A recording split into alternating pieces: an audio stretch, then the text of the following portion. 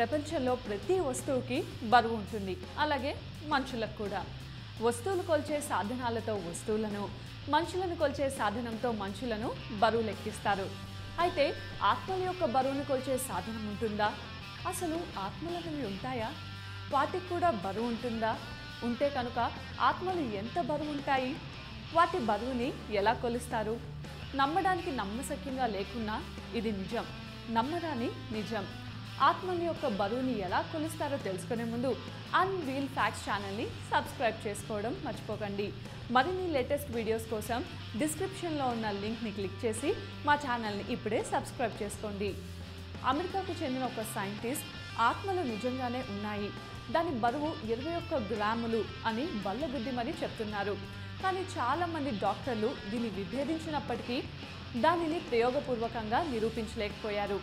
అయితే చాలామంది సైంటిస్టులు మాత్రం దీనిపై ఇంకా ప్రయోగాలు చేస్తూనే ఉన్నారు.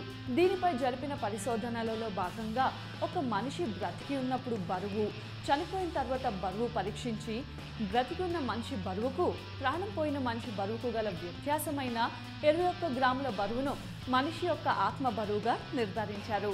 కానీ ఈ విషయంలో రకరకాల వాదనలు వినిపిస్తున్నాయి. డాక్టర్లు మాత్రం ఈ వాదనను కొట్టిపారేస్తున్నారు.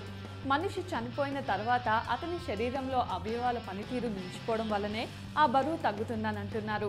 కానీ ప్రాక్టికల్గా నిరూపించలేకపోయారు.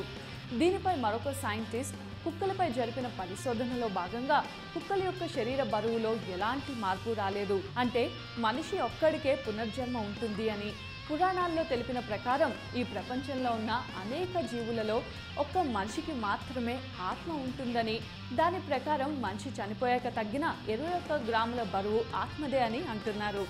ఏది ఏమైనా ప్రాక్టికల్గా డాక్టర్లు ఖచ్చితంగా నిరూపించే వరకు ఆత్మ అన్నది ఉందని, దాని బరువు 21 గ్రాములు అని నమ్మక తప్పదు. ఈ వీడియో కనుక మీకు నచ్చినట్టయితే లైక్ చేయండి, అలాగే షేర్ చేయండి. మరిన్ని అప్డేట్స్ కోసం మా ఛానల్ని సబ్స్క్రైబ్ చేయండి. డైరెక్ట్గా ఆహ్వానిస్తున్నట్టు అని పరిశోధనలు చెప్తున్నాయి.